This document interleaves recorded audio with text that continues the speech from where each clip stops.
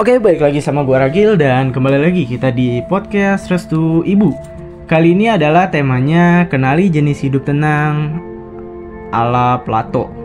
Etika Plato didasarkan pada gagasan bahwa tujuan akhir kehidupan manusia adalah untuk mencapai kebahagiaan dengan berusaha menyelenggarakan tindakan kita dengan ide-ide kebajikan yang sempurna.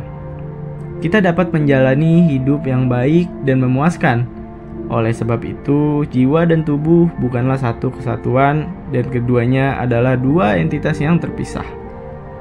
Tapi Plato memandang tubuh sebagai penjara bagi jiwa, sedangkan jiwa adalah abadi dan bukan material. Jadi langsung aja kita masuk ke tiga unsur jiwa yang sudah ditulis oleh Plato. Jadi di sini tiga unsur yang sudah ditulis oleh Plato adalah bagian rasional itu adalah logistikon, bagian yang berani adalah thomus, dan bagian yang menggugah selera adalah epitomia. Jadi unsur jiwa rasional yang wilayahnya di kepala berfungsi mengendalikan thomus dan epitomia. Misalnya, ketika tubuh cinta yang menggebu-gebu pada harga diri, maka harus dikontrol oleh rasio agar tidak melakukan hal bodoh yang membahayakan diri kita. Dan yang selanjutnya adalah nafsu makan, sama dengan dua kuda. Kuda pertama elemennya baik, rohnya merupakan sekutu alamiah, akal dan mencintainya, kehormatan dengan kesederhanaan. Dan yang kuda yang jahat adalah elemen nafsu makan yang merupakan teman dari semua kerusuhan dan penghinaan.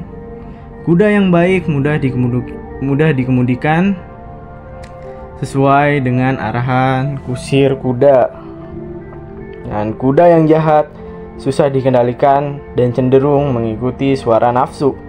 Jadi kita bisa cek dari dua kuda ini adalah analogi dari Plato bahwa ada orang baik dan ada orang jahat. Orang baik itu gampang untuk dikendalikan dan orang jahat ini susah untuk dikendalikan. Jadi kemampuan logistikon saat sendiri di kamar, apa yang bisa ditonton di kamar dari gawaian kita, itulah kuda kita dengan jenis kudanya. Jadi dari kuda tersebut kita belajar bahwa kita ini kuda yang baik atau kuda yang jahat.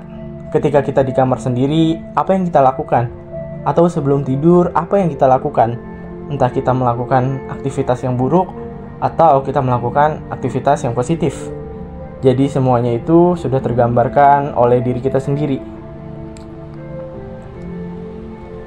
Itulah kuda kita dengan jenis kudanya. Plato menyarankan hidup filosofis mengarahkan perhatian pada jiwa, bukan badan dengan jiwanya. Tugas manusia adalah naik ke langit, mengikuti ajaran Tuhan, menata hidupnya sesuai teladan keilahian Tuhan. Dari sini kita belajar banyak tentang bagaimana cara Plato menyampaikan kalau kita ingin hidup yang tenang, maka kontrollah ketiga unsur tersebut. Logistikon, thumos, epitomia, dan selalu ingat bahwa selalu menjunjung ajaran Tuhan dengan keilahiannya.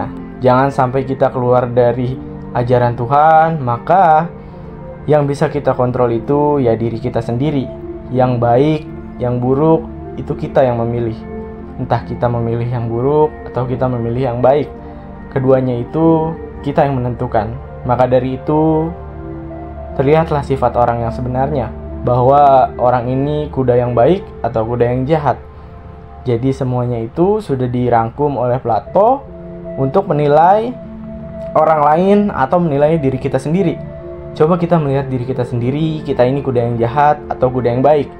Lihat dari aktivitas kita sebelum tidur atau aktivitas kita yang lagi sedang bekerja, entah kita orang yang baik atau orang yang jahat.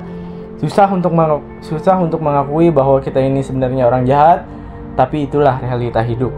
Semua ini telah dirangkum oleh Plato, seorang penulis filsafat, dan Ini menjadi gambaran buat diri gua dan diri kalian juga untuk menilai diri kita sendiri, bahwa semua yang kita lihat ini atau semua yang kita rasakan ini belum sepenuhnya baik dan belum sepenuhnya jahat. Jadi kita harus melihat ke langit. Ikutilah ajaran Tuhan, ikutinlah tata cara Tuhan, dan ingatlah keilahian Tuhan. Mungkin sampai di sini aja dulu podcast Restu Ibu kali ini. Gua Ragil, dan terima kasih untuk semua pendengar podcast Restu Ibu. Gua izin undur diri. Stay tune terus di podcast Restu Ibu. Terima kasih.